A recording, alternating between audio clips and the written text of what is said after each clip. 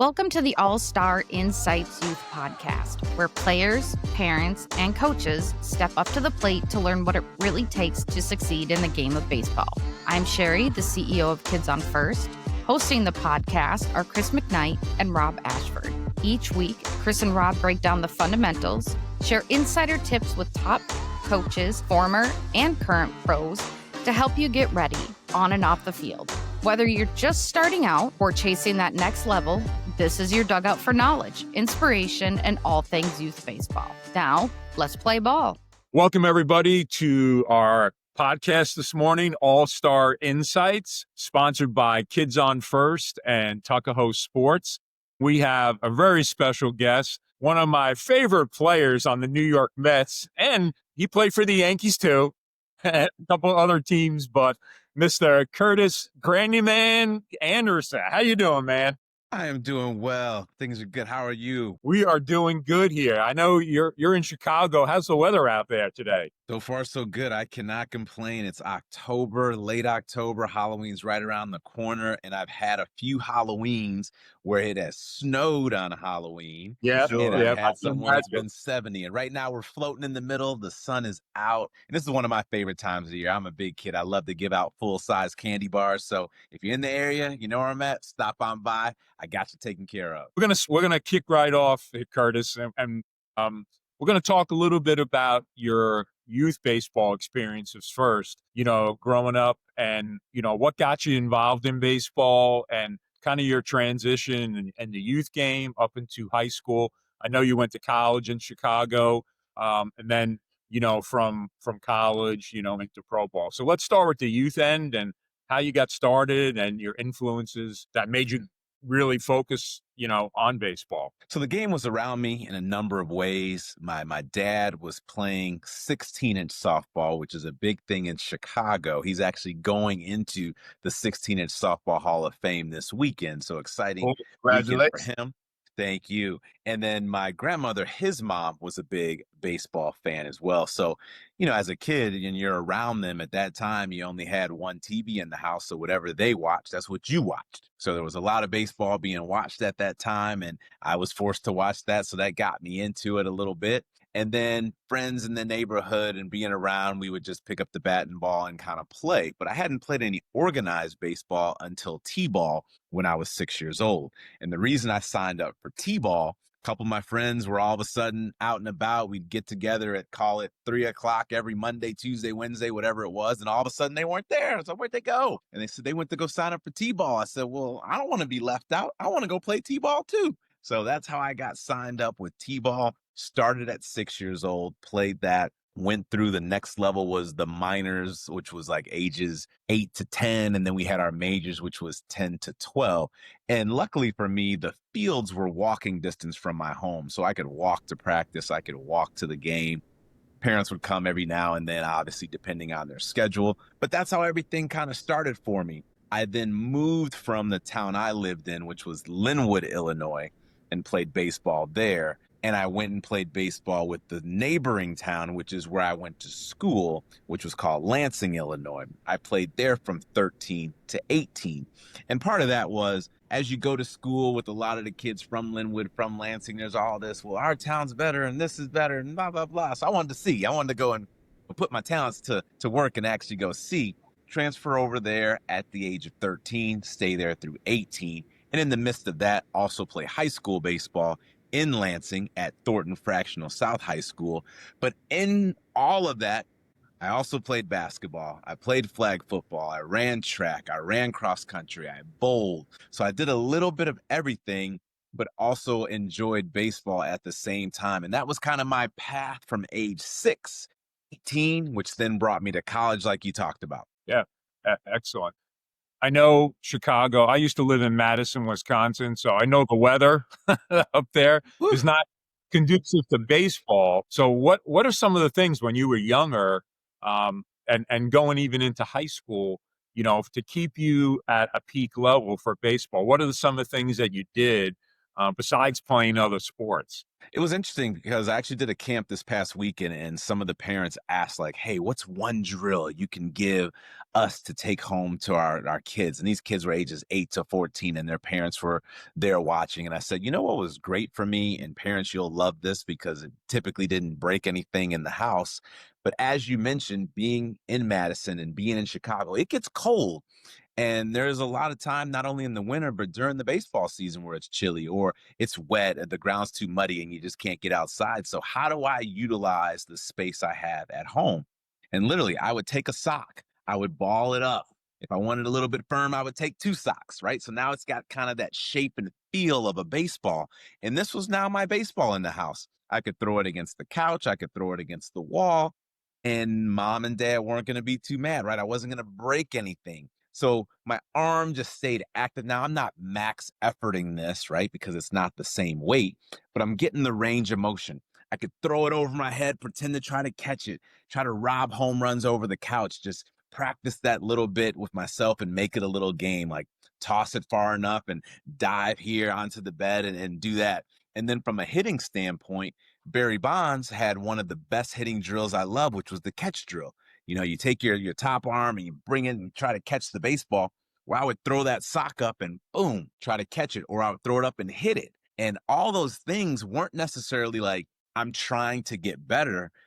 I was having fun. It was cold outside. We couldn't go outside. So, how am I going to do something in the house without just annoying my parents to the point where I can still have some fun with myself? And I was also predominantly an only child. I had an older half sister, but she was 11 years older than me.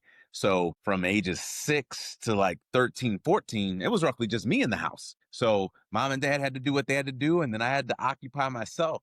So if I would have had siblings or if I had some friends that came over, then we would do some of that stuff together. But it was all that trusty sock. And for the parents, it was great because you could force your kids to do the laundry and say, "Hey, you want to play?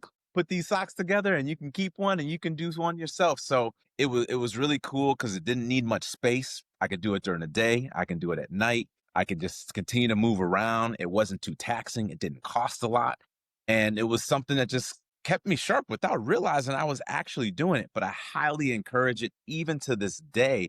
You know, it's kind of like those memes we see online where you see that former basketball player pretending to do their crossover and step back shoot, or they Yeah. pretend to jump and touch the doorway. Like, I know it's not the ball, I know it's not the game, but it's those movements.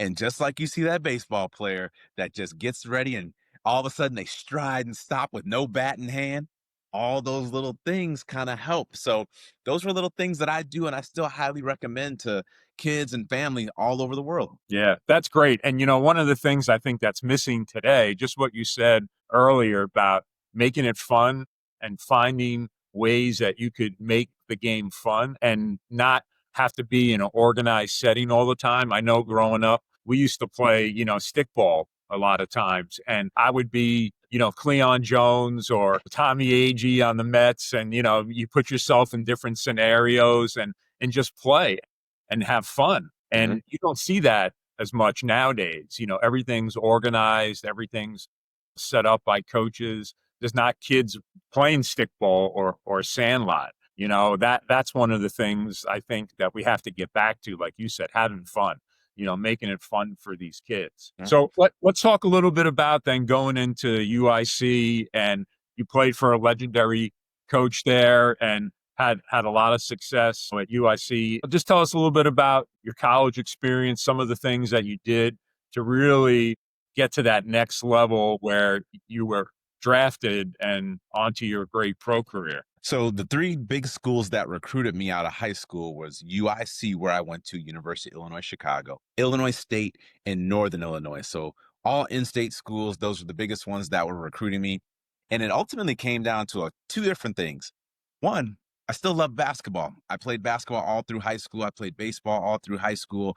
And I just had this passion and goal and dream to also play Division I hoops. Like, I just wanted to be on the team. I knew I wasn't as good as I was at baseball, but if I could get that opportunity, I was all for it. So Illinois State told me that I could not do both. So all of a sudden, they fell off the list. Northern Illinois said I could do both, and UIC said I could do both. And when I say do both, meaning I would have to try to walk on the basketball team because I wasn't getting recruited for basketball. So not only did I have the opportunity to do both at those schools, but then UIC said, hey, you can come in and you have a chance to play right away. And they gave me the most aid. So I was like, all right, that's where I'm going. I'm going to UIC.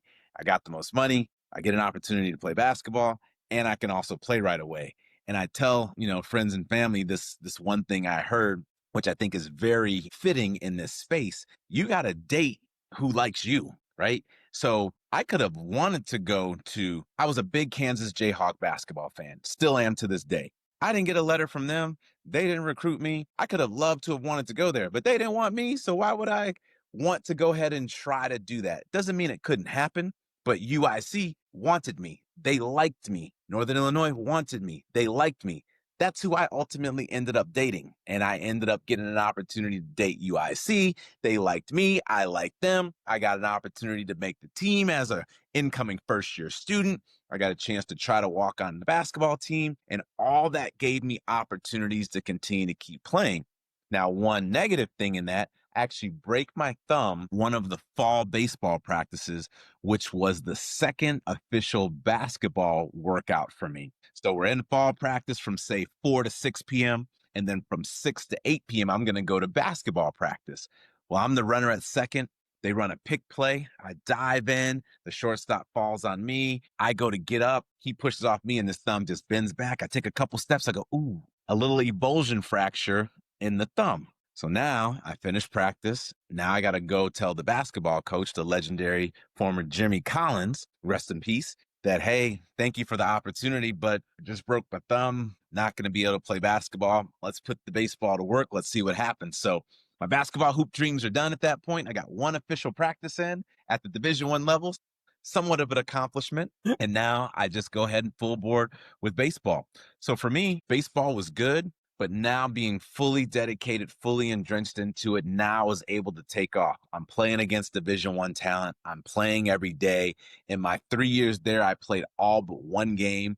And the reason I didn't play that game, he goes, I'm just going to give you the day off today. I said, all right, no, you're the coach. You give me the day off. And then my sophomore summer, I got a chance to play in the Northwoods League. So you mentioned Madison. I got a chance to play against the Madison Mallards, which is a very popular summer team, but I played in Mankato, and that gave me an opportunity to see where I fit against all the big name schools. So since I was at UIC, which is a mid-major, there's all this hype about the SEC, the ACC, the Pac-12, the Big 12, all these different things. And you start thinking like, am I as good as them? And well, in college summer leagues, you get a chance to play with them. So I had teammates and opponents from Ohio State and Baylor and UCLA and USC and all these great schools. And I'm making the all-star team and I'm playing with them. And I'm realizing like outside of the front of the name on the jersey being different, it's the same game. We're playing with the same ball and the same plate and the same rules. And they're just like me and I'm just like them. So my confidence went through the roof. And I just continued to get better and continue to improve. And then going into my third year, I played very well, second in the nation in hitting, and then ended up getting drafted in the third round by the Detroit Tigers in 2002. And that started my professional career. How do you sustain? This is Coach Rock, aka Robert Astor, but everybody calls me Coach Rock. Coach Rock, what's happening? Nothing much. I wanted to ask you a question. How do you sustain the grunt of the season? How do you maintain motivation throughout an entire season? Because that's a lot of games, man. So there's some challenges there, but I do credit the Northwoods Leagues for helping me out there. I mean, we played 70 games in 74 days. We were on buses. We're going 2 different cities. We're staying in hotels. We had host families. So that was as close to minor league baseball that you could get. And I didn't know, right? I had no minor league experience, but I remember like, I didn't want to go to this summer league. I wanted to stay home in Chicago. And if you've ever been to Chicago in the summertime, that's when you want to be here. I'm not trying to leave. I'm trying to stay here. So they're like, nah, you got to go. I was like, oh, man. So I ended up going up to Minnesota. My host family, the Murrays, I'm still in touch with to this day. So had a great family that took me into their home, treated me just like their own. So that was really cool and exciting and made that experience great. I met a lot of teammates there, some of which I've stayed in touch with to this day. And I also ended up indirectly meeting who would be my agent moving forward. He was advising one of my teammates. And as I started to go through the ranks of, possibly being drafted, I reached out to him and I said, hey, would you be interested? And sure enough, it's been my agent ever since. His name is Matt Brown. But throughout that whole process, I'm getting tired for the first time. I'm getting sore for the first time. I got my first injuries for the first time. I was like, what is this? And I think utilizing other things outside of baseball help make that grind easier. And once I get to the field, I'm focused on baseball. But when I come home, whether it's the conversations I have with friends and family, whether it's the movies that I'm into, the other hobbies, the school I'm still studying, trying to get my degree, all those different things kind of take me slightly away from the game. So I'm not 24 hours into the game. If you're 24 hours into anything, that grind becomes hard. It becomes a challenge, even if you're playing very well. It's just physically and mentally demanding and draining. So I highly encourage all the players and their families just to find those other things that give you a sense of comfort and relatability. If it's candy, food, music, arts, whatever it is, something that you can kind of get back to, I think it's very beneficial. So, for example, once you are in the minor leagues and you're starting to get on that grind, first everyone wants to ask, so how'd you play? How you feeling? When you getting called to the big leagues? When's that going to happen? And that conversation starts to get a little bit old and a little repetitive, especially if it's not going well, right? I'm still in the minor leagues again. I'm still struggling again. I've got all this stuff going on.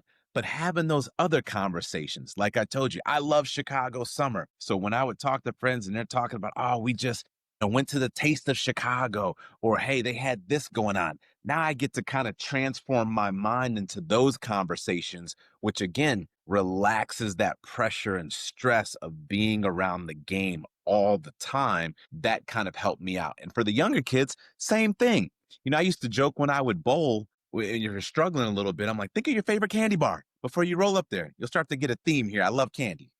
You're going to hear that. But I'm like, all right, forget trying to be perfect and trying to do all these things. We got to remember to keep these things fun. And sure enough, kid will be like, all right, Reese's peanut butter cup and roll and just get a better performance. One, because they're thinking about something else. So those are some of the tips that I've used myself and that I highly encourage and pass on to families and kids that are out there playing today. Yeah, no, that's awesome, man. So transition now to your after college, you get to your major league career.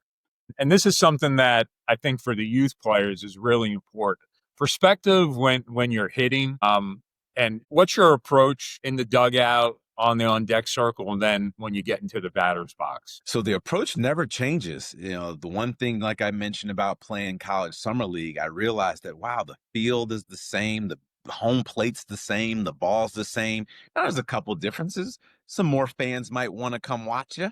You might be on TV, but everything else is still the same. If they throw it over the plate, that's a strike. If they throw it off the plate, that's a ball. And my job as a hitter is to swing at strikes and hopefully take the balls. That has not changed from little league to the major leagues, even to the point when I was with the Mets, your favorite team there. Kevin Long was my hitting coach, not only with the Yankees, but also with the Mets. And one of the things I would do, this is 2015. So now I am almost 10 years into the big leagues now. I would come into every game and I was typically leading off at that time. And I would ask, okay, who are we facing today? Now, mind you, I know who we're facing. Everyone knows who we're facing.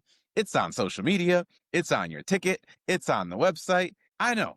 But let's just say I'm facing, let's call it Shohei Ohtani. Let's just use that because we all know who that pitcher is. So I would come in, hey, Kalon, who we got today? And he would say, hey, let me check and see. We got Shohei, right? So the first thing after that, I go, does he throw strikes? It'd be a yes or a no. And they have all this information to know how in the zone he is, how out of the zone he is. But I just need it simple. Is he throwing strikes? Has he been throwing strikes recently? Has he not? Okay. Next thing, are we aggressive or not? And I would ask, do we go? Do we not? He goes, I think we should go. Great. Now I've just set my plan of attack today. I still need to swing at strikes. I'm going to be a little aggressive, but I need to be aggressive in the zone. Now, mind you, I didn't need to worry too much about what pitches he has. And Shohei has 8 pitches. If the pitches are in the middle of the plate and they're strikes, I have a chance to hit them. If the pitches are off the plate, I don't care what they are. I can't hit those pitches. So those were things that I kept it simple that I utilized even as a college player, a high school player, and a youth player. And then if I'm not batting in that moment, I watch the game and let that kind of teach and unfold for me. So I'm a left-handed hitter. I want to watch the other left-handed hitters on my team, if there are any, because there's a good chance the way they pitch to them is probably the way they're going to pitch to me. And I can pick up those things like the first two left-handers, he went fastball, fastball, curve, fastball, fastball, curve. And in my at-bat, he goes fastball, fastball. There's a good chance he's probably going to throw me a curveball here. So little things like that I can pick up just from watching the game. And again, one, knowing that I'm going to swing at strikes. Two, also being ready to hit and then putting your best swing on it. All your best swing stuff comes from all your practice and your drills and your coaches and all that stuff before we get there. Once it's time to take the test and get in the game, as long as I put my best swing, I've given myself the best chance to be able to succeed. And I also have to remind myself that pitcher on the other mound, Shohei Ohtani or little Johnny in Little League, he's trying to get me out. They're going to get us out sometimes, and that's okay. That's part of the game. But did I swing at strikes? Did I get my best A swing off? And was I ready to hit? If I did those things, I can be happy with the results because the pitcher's trying to get me out and those 8 other players behind him with gloves are trying to catch it. And that has not changed. Well, I got to point out the fact of the pink elephant in it. We got to talk about confidence. How do you tell a youth player or a parent how to really deal with a player's confidence as they're moving up in advancement of different levels of ball? I think sometimes we forget to celebrate the little victories. We're always looking at, am I the number 1 ranked player, or did we win this championship, or was I a first rounder? And those are great accomplishments. Celebrate those. But there's a bunch of little accomplishments along the way we sometimes overlook. For example, I played in 2 World Series. I lost both of those World Series. I can hang my head on that, or I can look and go, I got a chance to play in 2 World Series. People would give everything they could to have played in those World Series. I also had big hits in those World Series. I got to be on the biggest stage. So those are some great moments. Fast forward or rewind back even as a young kid. I do camps and clinics with a lot of kids. Some of these kids, it might be their first time getting introduced to the game. And I love being in the outfield because I can have a lot of fun. They can run around. We can play some games and stuff. So one of the competition drills I do, I split the teams up into 2 sides and we throw the balls over their left shoulder, over their right shoulder. If they catch it and the team that gets to 10 wins. If you dive, you get 2 points, all that stuff. Now, some of this is based off of how we're throwing the ball. Some of it's also how athletic they are and how skilled they are at the game.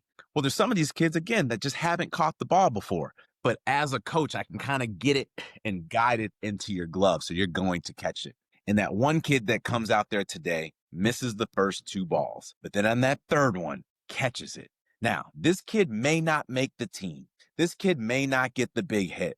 But before that day started, they didn't catch the ball. And then on the third time, they caught the ball. And I get as excited for them catching that ball for the first time as I would for them making a team. And I think that's something we have to continue to do as parents, as coaches, and even as teammates. Celebrate those little victories. There's something you couldn't do a week ago that you could do now. You might have got a chance to play in the toughest tournament possible, even though you didn't win it. You're in that tournament. You got a chance to try out for the team and made it, even though you don't get a chance to play all the time. You weren't the Friday night starter, but you got a chance to be the reliever in the game. You weren't playing shortstop. That's the position you wanted to play, but you are playing center field. You're still on the team. So I think those little things go, yeah, I'm doing all these different things. I think that can help build up confidence as well. Even in, a strikeout.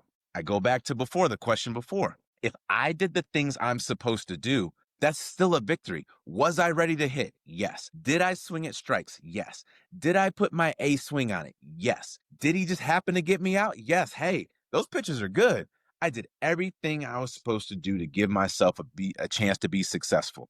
The next time up, hopefully, if I'm ready to hit, I swing at strikes, I put my A swing on it, I might have a different result. And I'm going to get another at bat. Those are victories. And I feel sometimes we just have to remind ourselves of how big the little victories are as well. And I think that will help with the confidence across the board. Yeah. Thank you. Thank you. Yeah, For that. good points. So being a leadoff guy, you kind of set the table. And for you, just following your career, you had over 300 home runs. And a lot of times you were the leadoff guy. So when you're going up to the plate, what do you think made you the hitter that you are? being able to hit home runs, but also have a high on base percentage. And what are some of the drills for the younger guys hitting wise when you get into organized baseball that you really relied on that led to your success? Well, I think first starts with mentality. I think a lot of those home runs I hit, I was not trying to hit home runs. And if you ask a lot of the kids that play, and I'm assuming even the two of you that played, we typically hit home runs when we weren't trying to. We're just trying to get a pitch to hit. We got a good pitch, we put a good swing on it, and boom, it went a long way. And also understanding the type of hitter you are. I'm not going to hit 500-foot home runs. But if the field says 315, all I got to do is hit it 316, I can do that. And I think understanding I don't need to add, I don't need to do more, but if I put myself in a good situation to hit, the results can be there. But the things that I used early on was, okay, what's my job and my role as the leadoff hitter? I need to try my best to extend this inning and get it to the next person. That can happen on the first pitch. That can happen 10 pitches in. It can happen on the first pitch again, going back, and I'm going to keep saying this. If I'm ready to hit, I swing it, I put a good swing on the ball. Those can help right away. Now, as the at-bat goes on, hey, he's missed. Now it's 1 ball, no strikes, or I swing at the first pitch and miss, or I foul it off, and now I got to fight back into the account. It's all those little games within the game and just adjusting through it. And in terms of just drills and mentality, I think just continue to say, win each pitch. That was probably the best advice that I ever got. And the way I say that is when I step in the batter's box, it's 0-0. Whatever happens in that pitch, foul ball, strikeout, or foul ball, swing and miss, ball in play, hit by pitch, bounce in the dirt, whatever happens, that pitch is now over. And my head coach, Mike D, who you talked about at UIC, he introduced this little toilet piggy bank and he called flush it, right? You go to the bathroom, you do your thing, you flush it, it's not coming back. So that first pitch comes across, whatever happens, I got to flush that. This next pitch, we have to control the results in this pitch. I can't think about what happened the last pitch. If it was a ball and they called it a strike, if it was a strike and they called it a ball, great. It is what it is. I need to focus on this pitch. If I hit a home run yesterday, I need to focus on this pitch. If I struck out yesterday, I need to focus on this pitch. If we won the game yesterday, I need to focus on this pitch. So those things help me out, whether I'm a leadoff batter, I'm the cleanup hitter, or I'm the ninth hitter. Focus on this pitch, try to win each pitch. And that goes for your pitchers, that goes for your fielders. Hey, I got to be ready for this ball to come to me on this pitch. If it doesn't, I can't take it off because the next one might come to me on this pitch. So that helped me out a lot. It wasn't necessarily a drill, but it was just really focusing on win each pitch. And again, winning at pitches, ready to hit, swing at strikes, put my A swing on that pitch. If I do that, I won the pitch. Let's talk. Thank you for that, Curtis. Let's talk about leadership in the locker room, man, and how that is very important to have that team leadership. Because some guys, they're not natural born leaders. They need to be led, and they need to just kind of be curtailed into a shared vision. Can you speak on how that really works within the dugout or even within the clubhouse? I think everyone needs to know what type of individual they are. Are you the vocal person? Are you the one that's going to stand up and speak in front of everyone and everyone listens? Are you the lead by example? Hey, I'm going to be on time. I'm going to put my work in. You're never going to have to worry about me not hustling and not showing up. Am I going to be the one that's more one-on-one? Like, hey, coach, you and I can talk to you and provide a little guidance. Or am I the more talk in the group? Once you understand the type of person you are, because we all have a little bit of leadership in us. One, because this is just, yes, individually I'm hitting, individually I'm pitching, individually when the ball comes to me, I'm fielding it, I'm throwing it, that's happening. But it's still a team game. And there's things you recognize and see throughout the game go, I can maybe assist. I can help in those areas, or someone can assist me or help me in those areas. And once you start to do those things, that's when we start hearing the term team chemistry. And some people go, well, does chemistry get built because your team is winning, or does chemistry automatically exist and therefore your team wins? And I think it's a mixture of both. I think there has to be some times where we're not going to get along.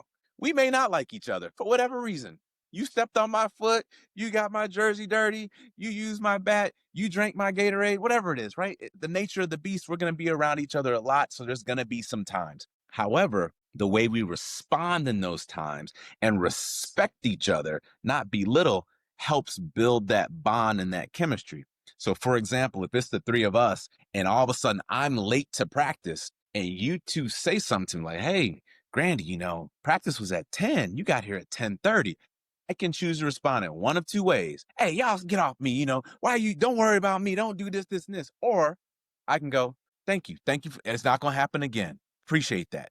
And it's also too how the message is received. Like if you get on me and start yelling and stuff, I'm going to come back too. You talk to me a certain way, I'm going to talk to you a certain way. So I think we also have to understand how to communicate with each other, but also realize the reason we're trying to address or express or help is so you get better, which ultimately helps our team get better. And I hope you do the same. Same thing in the classroom. If I'm struggling at math and you two are both really good at math, I hope you would say, hey, let me help you with that. And I hope my response would be, thanks, please help me with that. Same thing with hitting or bunting or pitching. You struggle to throw a curveball. I throw a curveball really good. Let me help you with your grip a little bit. And that might happen. And I see it even at the major league level. Pedro Martinez, Hall of Famer, ends up playing with Curt Schilling with the Boston Red Sox for the first time, who could arguably be a Hall of Famer. The two of them are talking, and Pedro Martinez joins the Red Sox, and he tells a story about how when he first got over there, Curt Schilling came up to him and said, hey, how do you throw your cutter? He goes, Curt, you already throw a cutter. He goes, no, but how do you throw yours? And he goes, you want to hear from me? He goes, yeah, like we're on the same, like help me out. So he showed him something with the grip. Curt Schilling goes, oh, I get it now. Went on to have 20 wins that year. This is someone who's making millions of dollars at the highest level. He didn't have to ask for help. And Pedro Martinez, who just joined the team, didn't have to offer the help. But the two of them help each other out. The two of them become this dynamic duo. It ultimately leads them to a championship.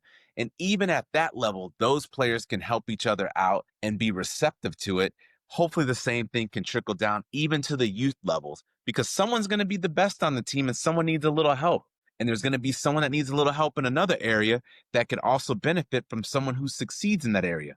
But communicating with each other and helping each other, that's where you become a good leader, a good teammate, and the chemistry starts to build. Yeah. Thank you for that. Yeah. Really, really good point. Great answer. So going to shift gears a little bit here. I want to talk about, you won the Marvin Miller Award 4 times during your career. You won the Roberto Clemente Man of the Year Award. And I know, all-star appearances and hitting over 300 home runs, all having a great MLB playing career. How do you feel about, those humanitarian awards? And I know I see, a smile on your face when I mentioned that. Can you talk a little bit about that and how that's transitioned to the stuff you're doing now? Well, it comes from my parents. Both my parents were educators. My mom taught high school. My dad taught K through 8.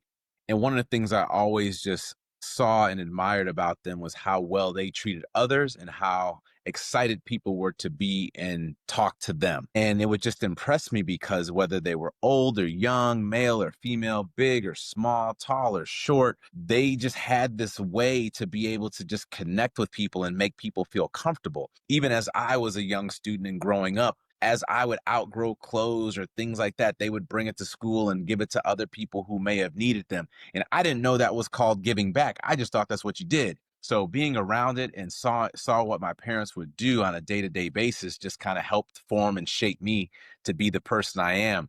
So even to this point, I get so many people that'll come up to me and say, wow, like, I've met other celebs and athletes, but none of them have been like you. And I always look at it and go, my job title is different, but that doesn't make me any better than anybody else. I just got a chance to do something different. But what you do and what other people do is just as important and just as special in all these different ways. And I hope you would treat me the way that I'm treating you. And to have been recognized not only by my peers for the Marvin Miller Man of the Year Awards, and then just from the voting committee for the Roberto Clemente Award, not only for what that player meant both as a player, but as a humanitarian, to unfortunately be taken away from us trying to help other individuals and people not even in his home country. Just to be connected with them truly is an honor and a privilege. I didn't didn't become this for these things, but to have been acknowledged and recognized for it has been great, but truly enjoyed it. And again, I just always look at, people helped me along the way, and now I'm in a position where I can hopefully help other individuals, and I'm going to continue to keep doing that. Yeah, no, That's awesome. That speaks to character and being well rounded. When you're taking a look at a kid, or a scout's taking a look at a kid or a recruitment person. I mean, we take a look at the totality of that kid and his character, aside from his ability to play, aside from his talent. We want to look at their characters just by what you were just saying. Actually, how important do you feel like character building is as far as the youth, as far as our kids that are growing up in the game? So I always flip it back and I said, let's imagine you aren't the kid that's being recruited, but you own the team. Pick your favorite team. Let's call it the Mets. And I think you're a Yankee fan over there. So let's say you own this team, this billion-dollar corporation, and you want to bring these young players to join your team. What would you look for in somebody to represent your organization? And I think that starts to guide and gear the question to how you need to be. I need someone that's going to represent us both on and off the field, someone that is not going to get into trouble, someone that obviously can play the game, but also the people around them. So their families are also on display, because I don't want that excess baggage coming over to me. Like, you may be great, but if mom and dad are a hot mess, I'm going to pass, and there's all this, and everybody is on display. So that character is all around. So if you are an owner of a team, when you come and watch, or you're a scout, you sit in the stands, you look at number 5 over there, you see who's cheering for number 5. You hope that their parents aren't fighting with another parent in the stands, and you hope number 5 isn't fighting with another player on the field. It's all those little things. So hustling on and off the field, showing up on time. If I ask questions to other people and they have to describe you to me, there should be like, hey, hard worker, works hard, constantly trying to find ways to improve, struggle with this, but found a way to get better at that. Because no one's going to be perfect. We're not going to talk to any player and say, okay, they are excellent at this, and this. They're going to have areas where they struggle, but how do they handle those struggles? Kind of like those questions we talked about earlier, and how the people around them are helping them. How are they in the classroom? How are they as a teammate? How are they in the community? How are they in these tournaments? How do they handle when they lose? Because you're going to lose. If you haven't lost yet, you're going to lose. And if you haven't been in a slump, it's going to happen at some point. But how do you come out of it? Just as quickly as you lost, you can win. Just as quickly as you're in a slump, you can get out of it. So that's my advice to not only the kids and the parents. Everybody's on display. And just imagine, if you own the company, what would you be looking for? And I think that'll help guide a lot of players in their journey. Yeah, very Thank you. insightful. Appreciate that. And So now the good stuff here. Transitioning from your playing career into broadcasting, and sometimes having to criticize players. What's your take on that? And how do you really put a game plan together right before your game? And just give us a little insight on that. So the really cool thing about being with TBS is it's just a really great organization. If you're an NBA fan, you've seen Charles Barkley and Shaquille O'Neal and Kenny Smith and Ernie Johnson do what they've done for 25 plus years. Now they're on ESPN, but their show is so popular for a number of reasons. And I remember meeting Charles Barkley about 20 years ago, and I asked him, I said, how do you all do what you do and make it look so good? And he said, the one thing people forget is that we played at the highest level. We played so many games. Everything you see that happens on the court, we've done and been around. So we can talk about it and break it down. And I remember hearing that and I go, same for me, right? Even for you. You've watched so many baseball games. You've played in so many games. There's not going to be too many things that kind of like, oh, I've never seen that. I don't know how to talk about that, unless it's a rule change or something that we're just not aware of or something like that. But for the most part, a hit is a hit, a strikeout's a strikeout. AI. Right. All those different things, So from that standpoint, the cool thing with TBS, we get a game of the week. So let's just say we'll use the World Series matchup. It's Dodgers, Blue Jays. So going into that, for me, I like to look at big picture things. Is a team leading in any category, homers, batting average, ERA? Are they last in any category or near the bottom, right? They're struggling to get hits. They strike out a lot. They make a lot of errors. So that gives me kind of a base to say, hey, here's some areas where they kind of need some focus. And then we kind of dive into, why do we think, X, Y, and Z is going to win? And here's the reasons why. And you can kind of see all that unfold. For example, and I'm not sure if this is going to be dated or timestamp, but this is coming on the heels of game 3 of the World Series that just went 18 innings. So if we were going to break down what happens for tomorrow's game, there's a lot of things that we can already see. Both teams are going to be fatigued. Both teams are going to be tired. They played a long game. They just had to travel from Toronto to LA. Yes, they had an off day, but they have a lot of things that they got to go ahead and figure out. Who's going to start? Whichever starter can go the furthest into the game is going to help that bullpen out. And oh, yeah, they are not off for game 5. They have another game right after that. So there's going to be some challenges there. And then I can relate to, okay, have I ever played a long game before? Yes. Have I ever been tired?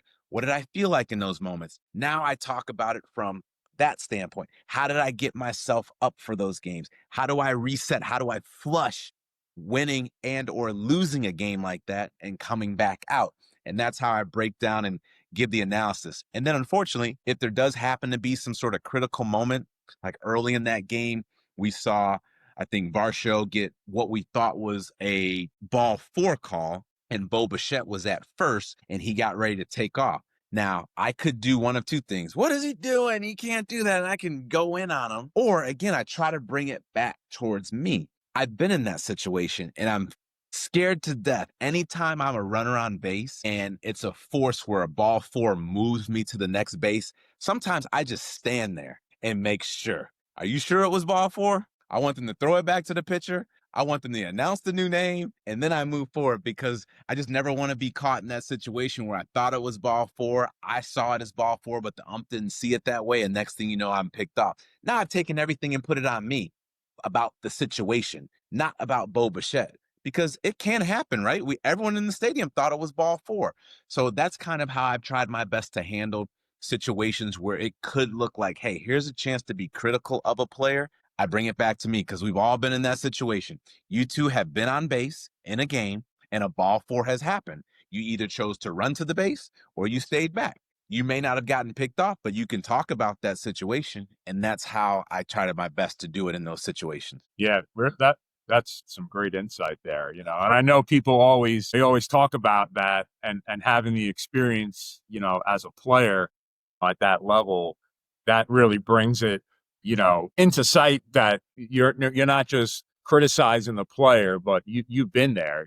Yeah. You've done that. And I think that takes off the player a little bit too, even when they do make a mistake. And let's just talk a little bit about now. I know with your foundation, you do a ton of work, in Chicago, and you were great with Kids on First. You did that promo for us, the video promo. So let's talk a little bit about where you're at now with your foundation, the things that you're doing. Yeah, it's been great. I started my Curtis Granderson Foundation, also known as the Grandkids Foundation, in 2007 when I was playing in Detroit. Our main focus at the time was education and also baseball and softball initiatives. Fast forward, we added up getting physical with partnership with Michelle Obama's Let's Move campaign in 2008. And then with all that, hey, obviously education is important. We want to use baseball and softball as the vehicle. That's what I played. But we need to keep kids active, but we also have to make sure they're fueled. So food insecurity entered to mix soon after that. We're now celebrating almost 16 years of fighting food insecurity with different partners in the Chicagoland area. I've since also started what's called the Chicago Baseball Educational Academy at UIC, where I went to school, where we get baseball and softball training year round, both indoor and outdoor. And there's only 3 indoor facilities in the city of Chicago, and we're the only one that offers up the space for free for these community partners to come out there and play. So it's been real exciting just to get a chance to have so many different touch points in the cities I played in the cities I call home, and to be able to just help kids have opportunities to fulfill their dreams. And by no means is this to get the next Major League Baseball player, the next pro softball player, but realizing that I enjoy these sports and I enjoy these opportunities. And if I can do a little more with them because it's available for me, that just continues to open more and more doors for me. And that's been the success that I've kind of taken from all this. Yeah, that is awesome, man. And we really appreciate you taking the time today to jump on the podcast with us. Thank Share your insights. The Grandy man, Curtis Granderson, great having you on, and wish you all the success moving forward. And Coach Rock and I appreciate you chatting with us. Absolutely. No problem at all. Thanks for having me. We appreciate you listening and being a part of the baseball community that's helping kids learn, grow, and love the game. If you'd like to help us keep the game accessible and combat rising costs of youth baseball, check out the link in our bio to learn about how you can get involved or make a contribution. Until next time, keep swinging for the stars.